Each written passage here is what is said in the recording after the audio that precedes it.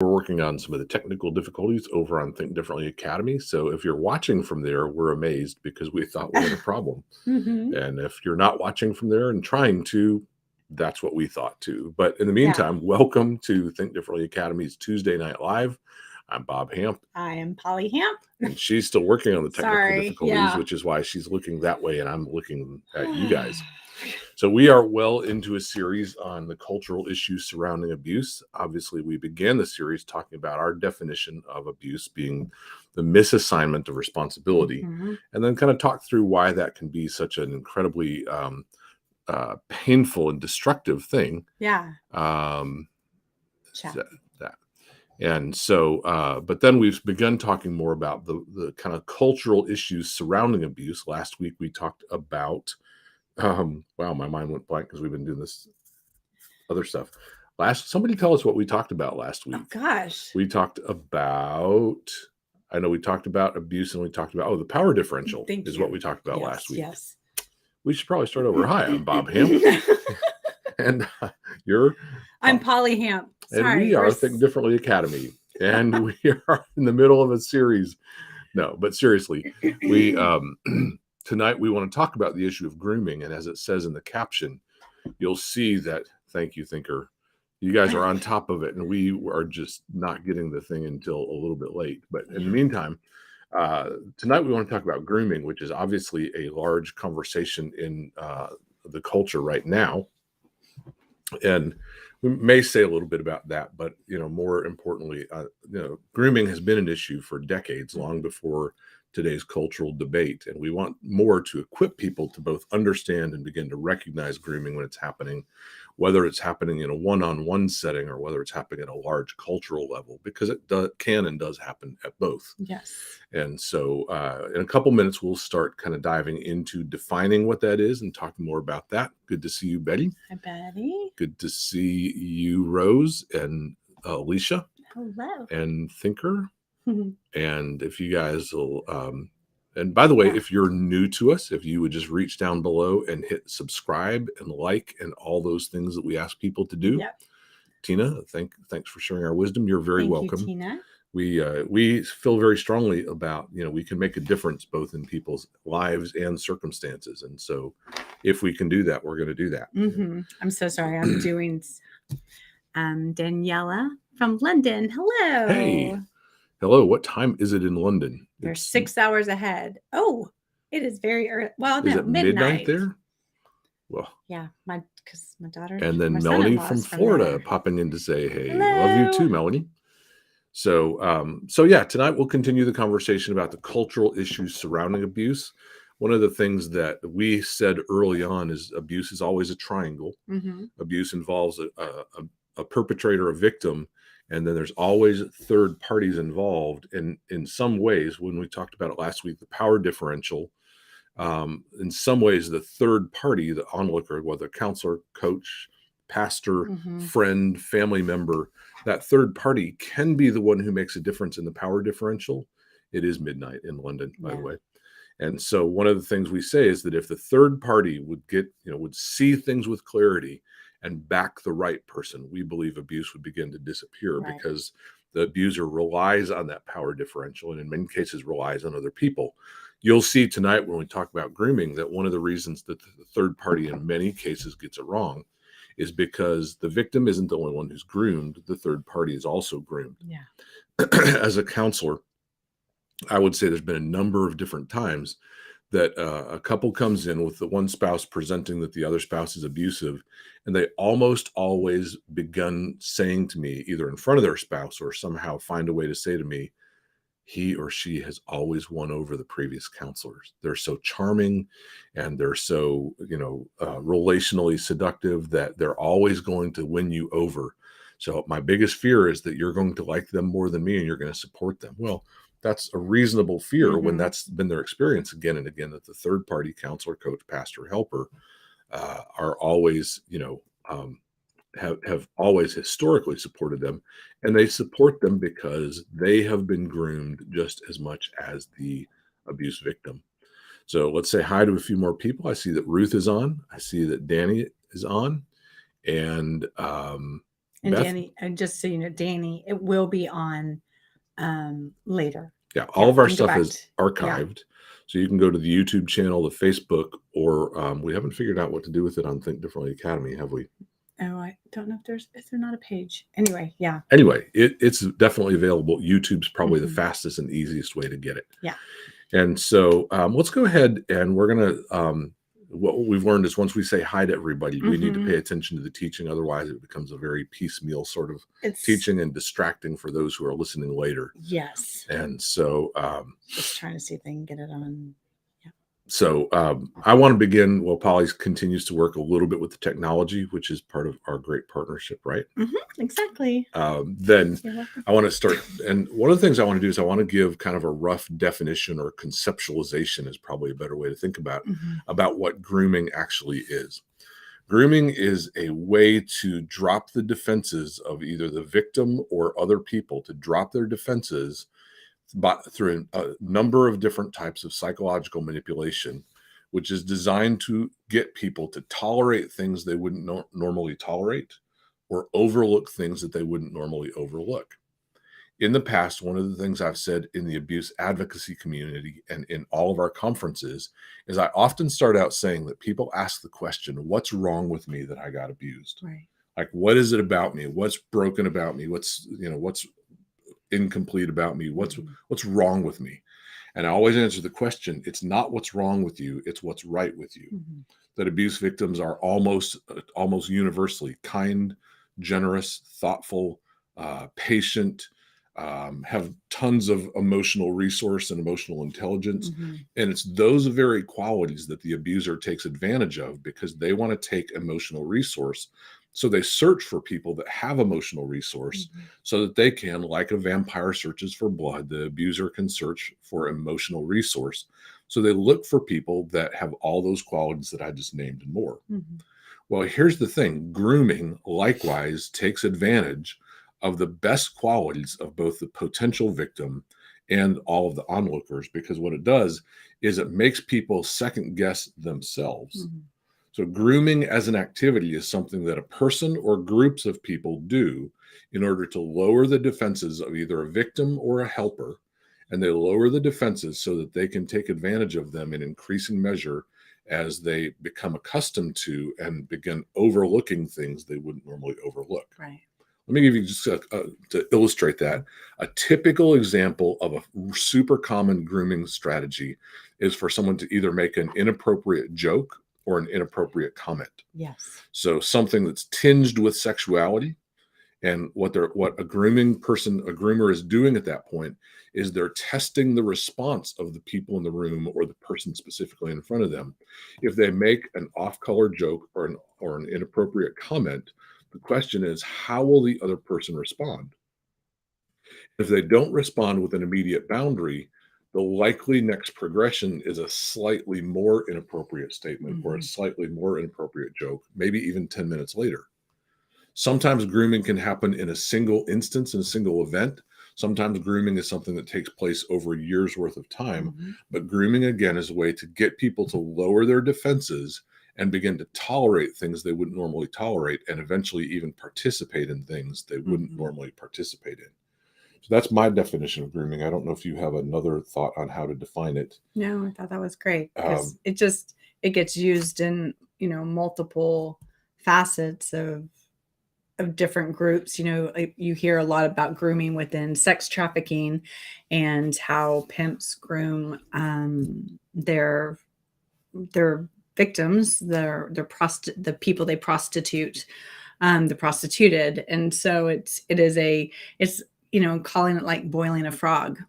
Right. They invite them in and they tell them how beautiful they are and smart and clever and all that. And I'll you'll be part of my family and I love you and we'll do all this together and all of that. And then they get prostituted because now they're a commodity. And so, it's very, you can look at it and go, oh, well, that's so evident in the world of trafficking, that when it's like, okay, it's not trafficking, but it's in my workplace, or, I'm dating this guy, or I'm dating this woman, and, I'm being swept off my feet and everything is amazing. I And feel so special. yes. And it's like over the top. And, then you get married and you go on your honeymoon and things change like that Overnight.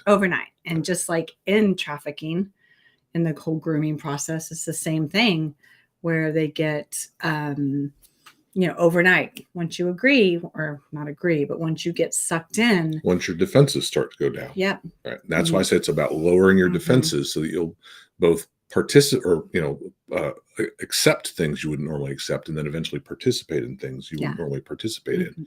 Once you start any level of participation, your own guilt and shame then is part of the grooming process, because then your guilt and shame is used against you. Either the groomer will say, I'm going to tell somebody, or, nobody wants you now, or whatever it is, but I'll still love you.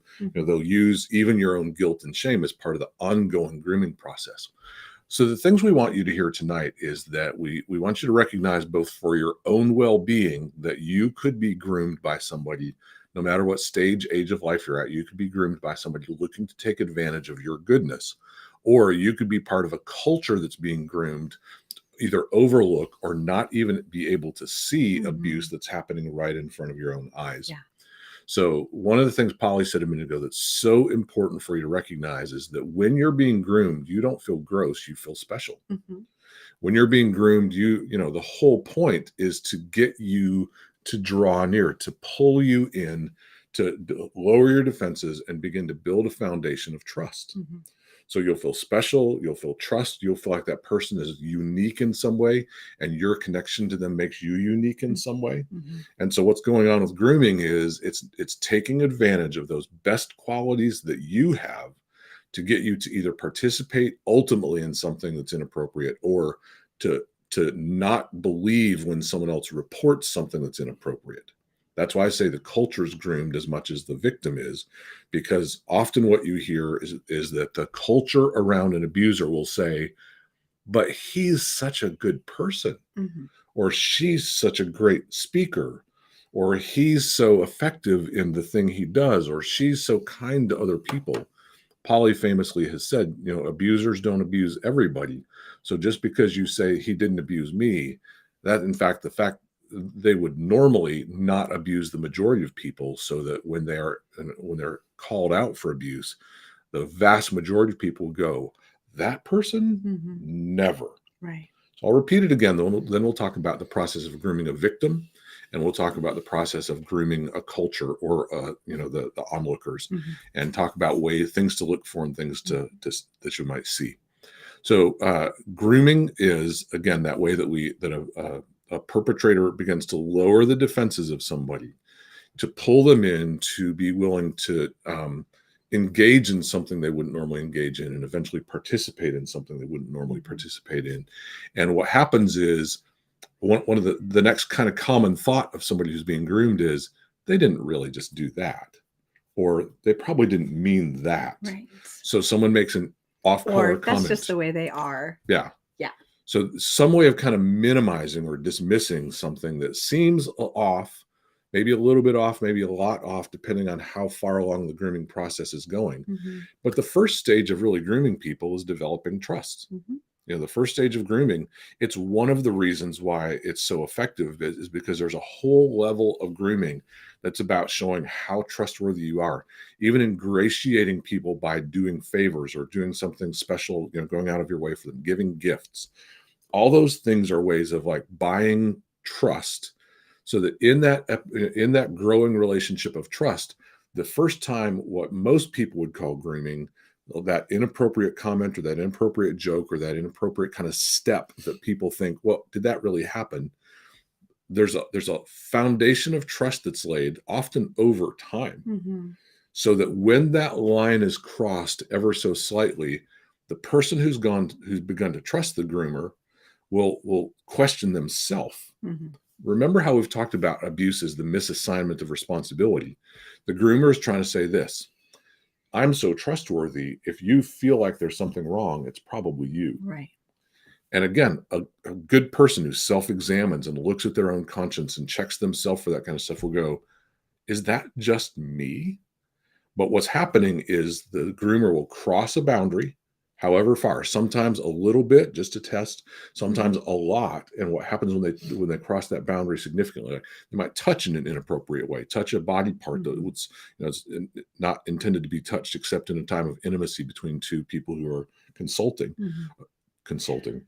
Con, Con what do you call it? Not consulting. What is the word? my word, Oh my gosh. it's Tuesday. Consent. Consenting. Thank you. Consenting. Consulting. Mutuality. Wow. Yeah, consent. You're We thinking business like with a power differential in the grooming process. we Yeah, are professional we communicators. are. So, touch that would be intended between two people that are consenting to that kind of touch. Mhm. When that kind of touch happens everyone's helping us out Yeah, no, now. it's Thank like the you, thank delay. you, Yeah. thank you. So after a foundation of trust has been laid, the groomer will cross a boundary either verbally or physically in some way and test the waters of the other person. Now Mhm. we're talking about how to groom a victim.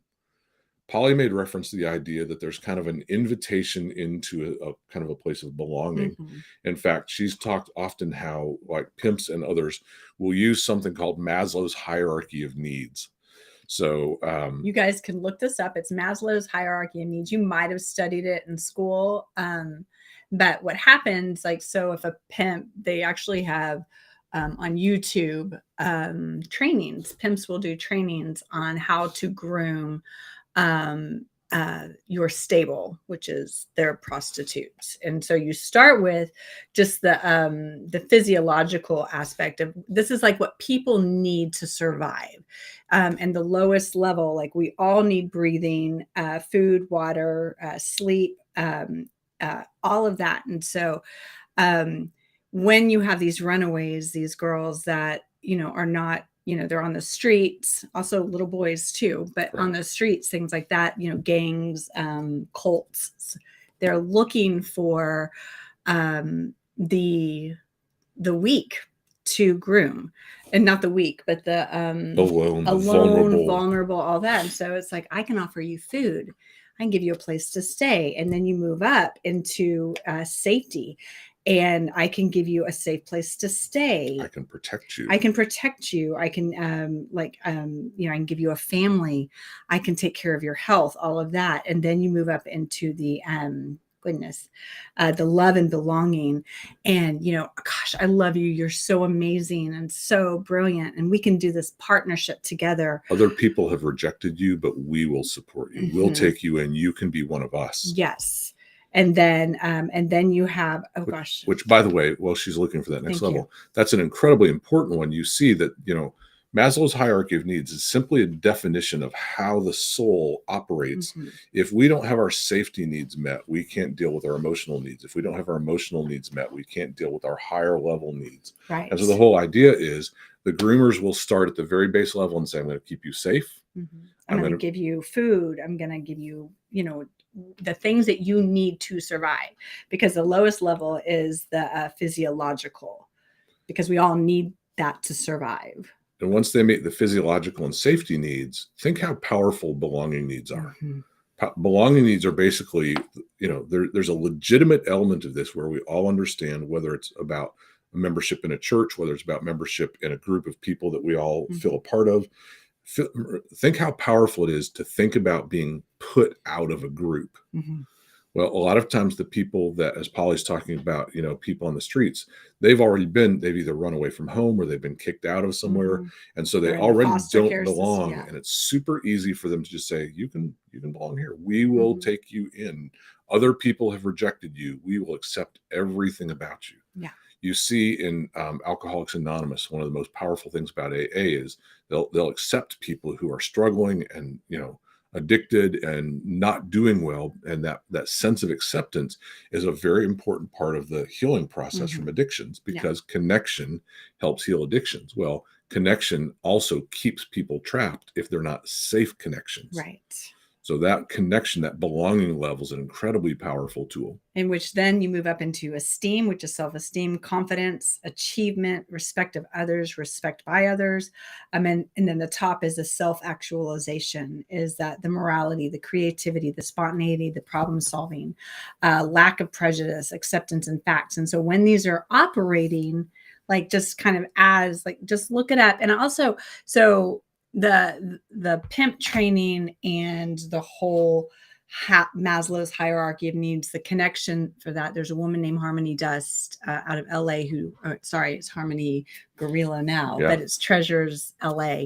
And several years ago, I got to train with her. And so she does an incredible teaching on that, just with the connection of that. But then, even though that's an extreme and maybe a world that not a lot of us have experienced, the picture of that in religious groups, cults, churches, it's like, we will take care of you in the name of Jesus. And we will, it's like, we can pull you in and do all of those things. And if it's all about coercion, if it's all about control, and then they're offered at these lower levels that keep moving up, but they're there to keep you trapped, then very much can be structured in an abusive religious group.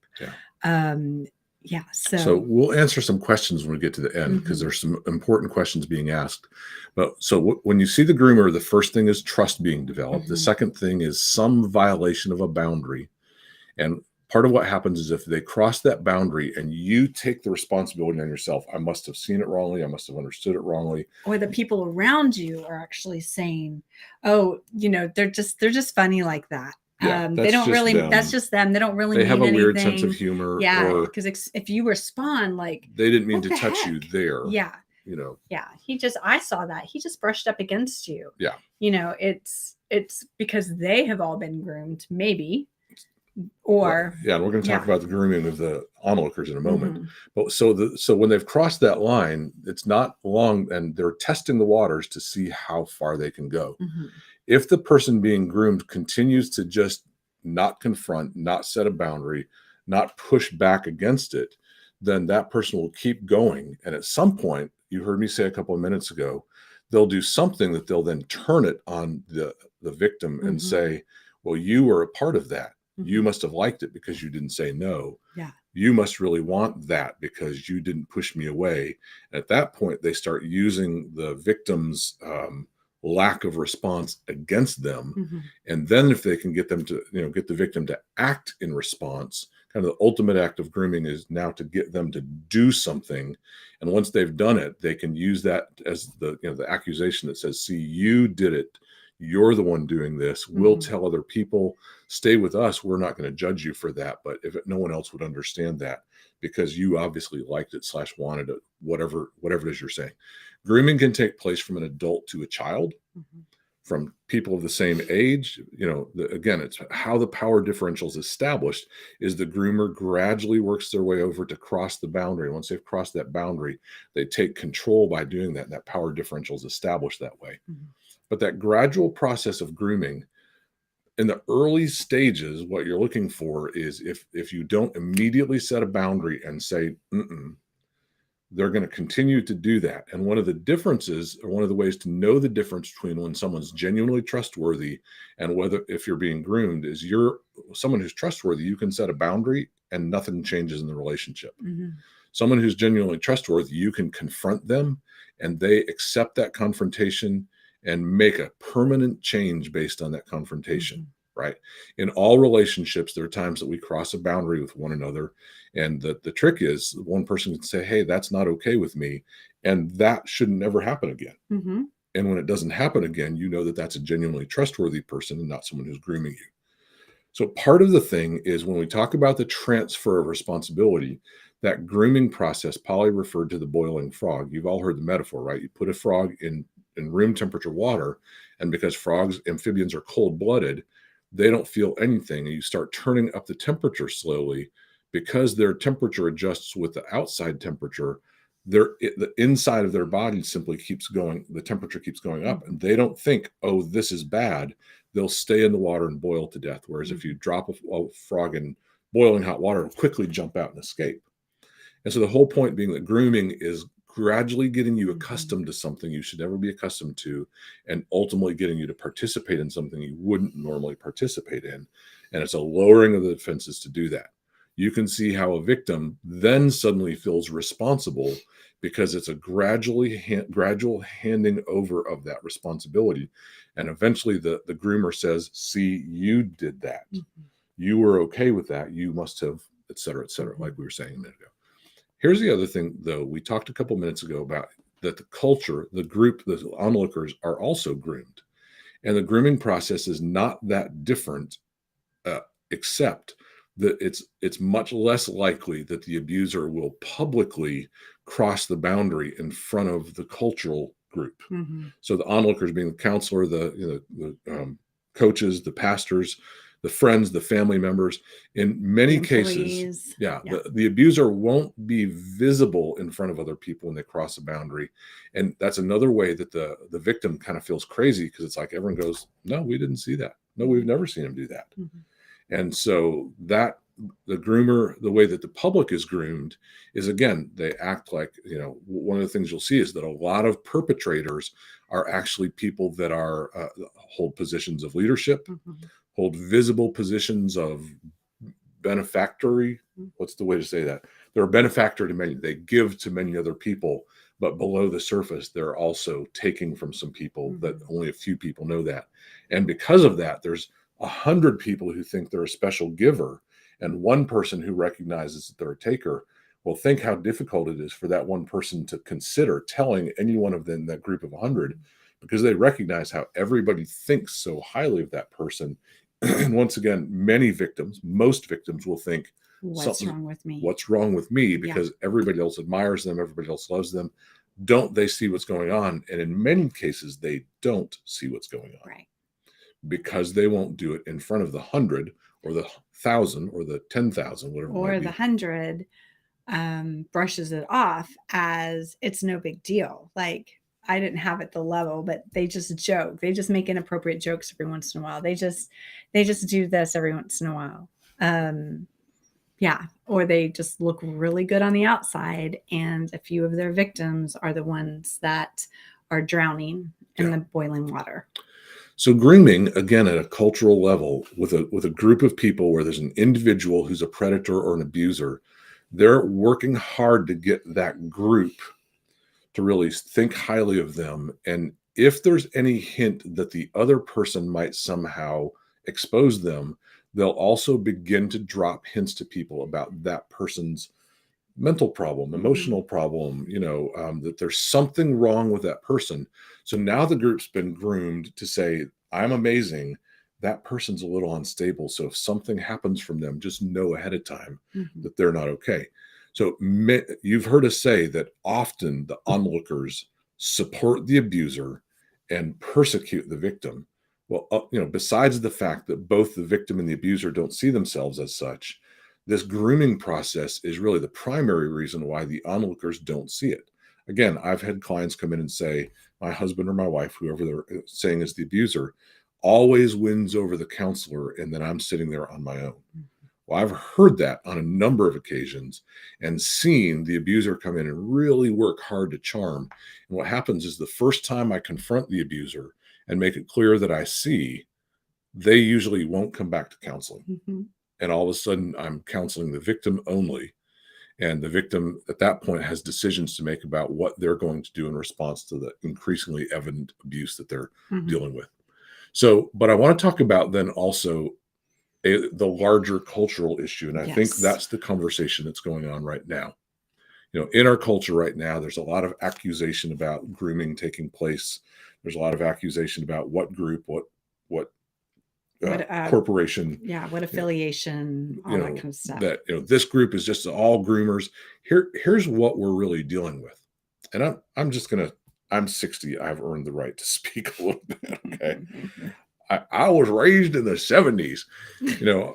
Back in the 60s and 70s, remember, Woodstock was the summer of love. And so all of a sudden the sexual revolution was taking place. And there was this great openness to all of a sudden things that were once talked about only in private will begin to be talked about in public. And there's a degree to which there's something really healthy about that, right? It's healthy Hmm.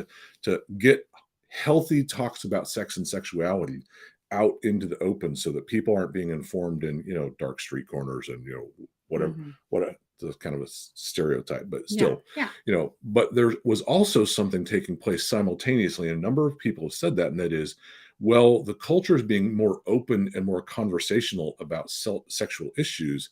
There's also a push to begin to accept some things sexually that were not previously accepted. And what you'll see is with every generation, Hmm. there's a push further and further towards defining what's normal. Things that were once defined as pathological become defined as normal. Things that were once defined as a psychological disorder are now defined as normal. And you see that kind of cultural movement of the way that we think about sexual things is moving towards where more and more people kind of accept things that were once unacceptable. And Hmm. again, there's elements of that that are healthy, but the difficulty with that is people think about the moment, not the direction. Right. People think about what about this one issue right now, not about what about 30 years from now if we keep moving the line. 5 years from now. 5 years from now Yeah. if we keep moving the line. I was having those concerns, and I don't mean to sound like I told you so, but I was having those concerns back in the 80s when I started to kind of come of my own age and recognize some cultural issues. Remember, I was born in 62. And so during the 70s, I'm just a teenager. I don't know very much about kind of larger issues, and I Hmm. don't think about much besides what's right in front of me. But I get into the 80s and I start to, I'm in my 20s and I'm starting to have children. And, in all those situations, I'm looking at the larger culture and I'm going, the direction that we're headed, we're somewhere down the line, we're going to start opening the door to say pedophilia is just a preference. Now, so I just said it and I'll say it You need again. to say it. Somewhere down the line, there's a push towards opening the door to say that pedophilia is just a preference. We are being groomed as a culture. Listen, I'm not pointing at any of the specific things going on right now. I'm saying I've been thinking this since the 80s. And people who are observers of cultural trends have been saying this since the 80s. Pedophilia is not a preference, it's a disorder, and it's destructive to children. Children are not designed for sex and sexuality. Children are designed to be protected, nurtured, and cared for by the adults in their life. And to expose them prematurely to sexuality and sexual issues does harm to their emotional development, does harm to their psyche, and erodes the healthy boundaries that develop between children and adults. Well, it's guaranteed to destroy them, Yeah. and it takes years. I'm a child of an adult of childhood sexual abuse, and it has taken me years to heal, and I still struggle because of grown men who thought they had access to me. And so the issue that is of concern at a cultural level is not simply a new issue that's popped up Right. politically in the last 3 months. It's an issue that's been taking place for decades as we continue to push, and I would say since the 60s, as we Mhm. continue to push for definitions that open the door to more and more things that were once considered pathological that are now considered normal and acceptable. As we bump up against the line that says any that in any way intimates that children are sexual contact between children and adults, sexual conversation between children and adults, any conversation or any engagement that involves sexual issues between a grown adult and a child, and I'm going to say, under the age of pre-puberty, so Mhm. puberty 11 or 12, and parents ideally would be the ones who communicate with their children and tell them what is it our family believes, what is it our family values, and how is it What we want. happens to your body?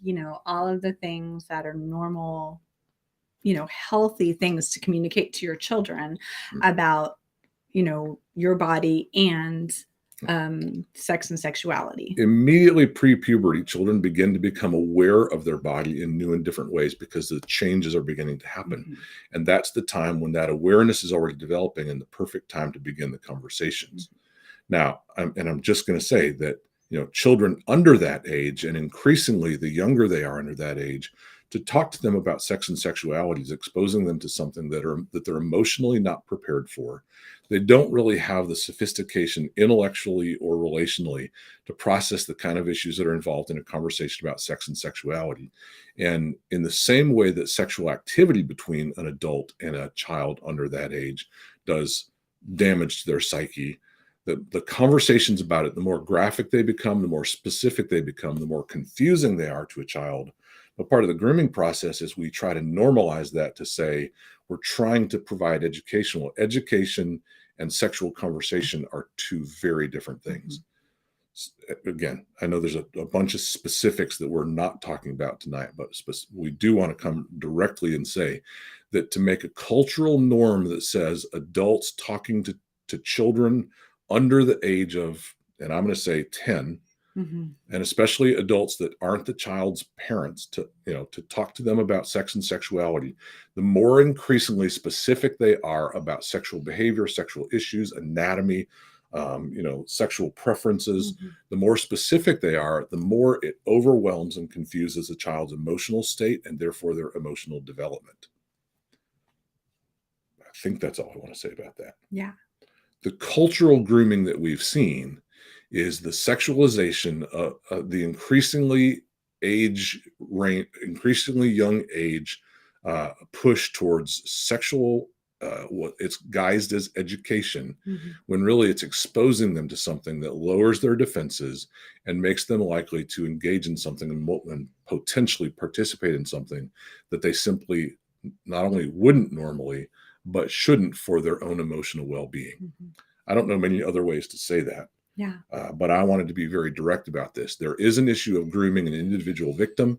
There's an issue of grooming the smaller culture that surrounds a specific abuser and the people who could potentially stop them. But there is a cultural issue of moving towards a cultural acceptance of things that do harm and damage to people, especially at those younger ages where children aren't emotionally or psychologically or cognitively prepared to deal with both the sophistication of and the overwhelming nature of sexual conversation. I'll stop there because it looks like are there questions? There's some questions. Okay. And I don't know if we'll have a part 2 of this, but it's a big deal, you guys. And the thing is like, then when we grow up, we go to school, and if we have been groomed as children, then we will more than likely end up partnering with somebody that is a groomer, and then that will be an abuser. And so it is, again, it's that slow boil, and it is very sad and very frustrating, and especially in the child trafficking, all of that. But this happens in the homes of people. It's not necessarily trafficking. So how do you recognize a groomer? And so anytime that you feel uncomfortable by comments, being over lavished with gifts, watch, if you have children, watch for people who are lavishing your children. It's like, this neighbor always giving my kids candy bars, or always like, like talks to my son and says, hey, can I take him to a baseball game? Stuff like that. You have this inner voice inside of you. And if you've experienced abuse, that inner voice can actually get kind of squashed. But listen to it, try to find it, do some healing, and pay attention to your spidey senses. Yeah. Like that is very much like, just be aware. And then if somebody's trying to groom you with, lavish gifts or all of this, but then makes inappropriate sexual comments and just sees what's happening, you kind of laugh it off uncomfortably. Just either you can confront them and say, hey, that's really inappropriate, especially if you're in a workplace. You can take it to HR or whatever that looks like, or just say, I don't joke like that. That is inappropriate, and do not joke with me like that again. And then they might go, oh God, you're just, you're ridiculous. Oversensitive. You're oversensitive. And it's like, no, again, I'm not. trying to make you responsible. Yeah. And you can just say, no, I'm not. You're inappropriate, and walk away. And so, but if it is in a that happens, and you don't have to say anything. You can walk away with the information that you have about that person and leave. One of the things that often people don't realize is that sexual abuse sometimes takes place right in front of the parents. There's a very famous case where Dr. Larry Nasser was abusing the young girls on the United States National Olympic team. And in many cases, the parents were in the room when it was happening. And because he had worked so hard to gain trust, because he had all these smooth ways of communicating about it, he was actually doing sexual things to the girls right on the table and calling it an exam. And it took all these girls coming together, and one of them actually going to get a law degree. Rachel Denhollander, incredibly She is powerful advocate, and not just an advocate. She's taking ground back in the areas where abuse has been normalized and things like that. But what you see is sometimes when Polly talks about the lavishing that takes place, one of the things you'll see with someone who's grooming is then they'll start to kind of zero in on one child in particular. And then, they may want to bounce them on their lap. And, again, you want to be careful because sometimes people are just good with kids, but that's part of the thing is that carefulness is also what makes us go, oh, it's just such and such. Once they've started to really zero in on somebody, watch for physical contact, even in your presence. Sometimes the placement of a hand, sometimes putting someone on a lap. When you put a child on a man's lap, there's a certain amount of sexual stimulation that can take place just like that. And you may not really know that unless you're really paying attention. And so Sonia's question about, how do you know? Attention is crucial. Like Polly said, pay attention to your spider senses. Watch for them, not just lavishing, but really starting to zero in on one child in particular. Watch for the kind of the special favors that are given. When the child is like given special names for that person, or they start to really develop a bond. Or they're being asked, like if they're at church, they're being asked to, hey, can I help so-and-so after church? I'm just going to help clean up. And, I've been picked to do that because I'm such a good helper. Yeah. And your child, when you start setting boundaries with that, your child might actually get mad at you because they think they're special by this person. And if you start restricting that, then that's what the groomer's intent is to separate and have that your child become connected to that person. And so your kid is not going to understand grooming. Your kid is going to think they're going to feel special. Yeah, I'm special. I'm a special helper. And I'm being invited to do all of this.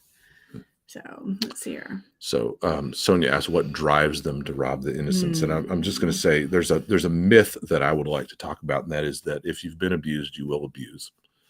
And while there is sometimes a connection there, that myth is increasingly being proven that that's not necessarily the case. The abuse from an adult to a child is a specific kind of dysfunction, and it's not just about sexuality. It's about power, control, and manipulation. It's an incredibly predatory thing. I'm trying to think of the name of that book and the author, where she interviews all the pedophiles in prison, and they talk about. But the thing is, if everyone who's abused turns around and abuses, then we would see Polly mentioned a minute ago that she's an adult victim of childhood sexual abuse, and yet she's mothered 2 daughters and she's got grandkids, and doesn't have those kind of attractions to young children. It's just abuse does not necessarily propagate abuse. And so what drives them, I think, is partly it's unhealed wounds, but it is a appetite for control, manipulation, and it gets wired in with their sexuality. So we're running close on our time. And so we want to try to make sure we answer anything else that's here. I'll listen to our inner voice. Person plays We're not sharing this to scare you guys. We're sharing this to become aware. You don't have to walk around in fear that you're being groomed, or that your kids are being groomed, or your grandkids, or your nieces and nephews. Be aware. Be smart. And if you walk in fear, everything will make you jump. Take authority, like we're all called, by Christ, we get to have power and authority, take dominion and authority, and we can step into that and see things that not everybody can see. and pay attention to it. And then if you don't know exactly like what to do, search some people out and say, I am seeing this. What can I do? How can I interrupt this? Or even yourself, it's like, wow, I've experienced some stuff like this, and I just kind of let it happen. And now I'm going to set some boundaries, even though it's scary as heck.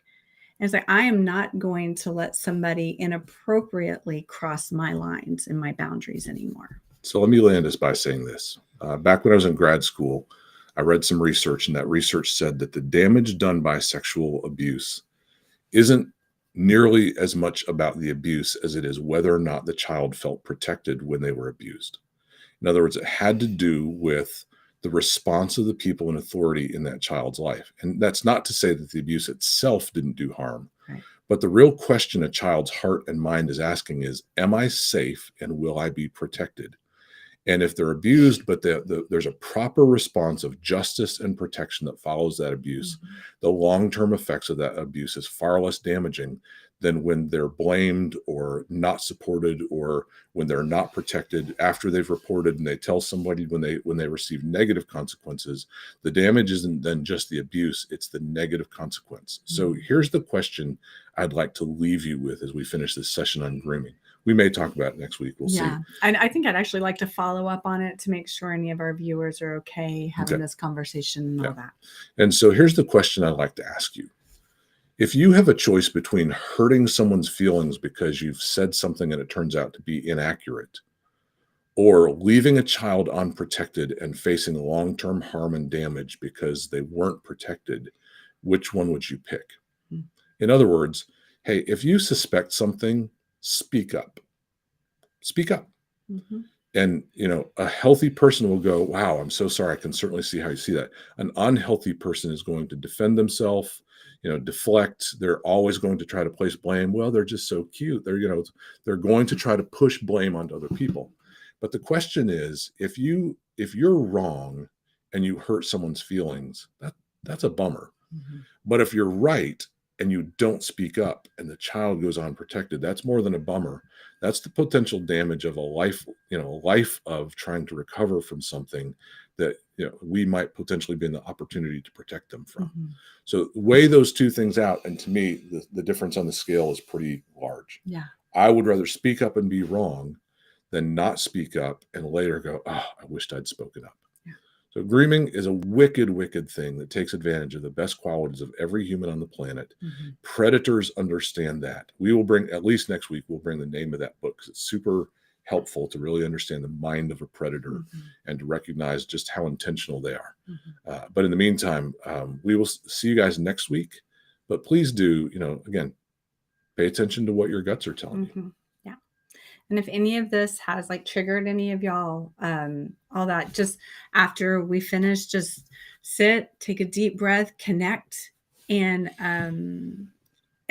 know that hopefully you're safe now. And if you're not safe now, there are hotlines out there to call, to reach out, to get help, that will listen to you and help you get safe. Okay. We love you guys. Thanks for journeying with us on this pretty intense conversation. And we will see y'all next week. See you next week. Bye-bye.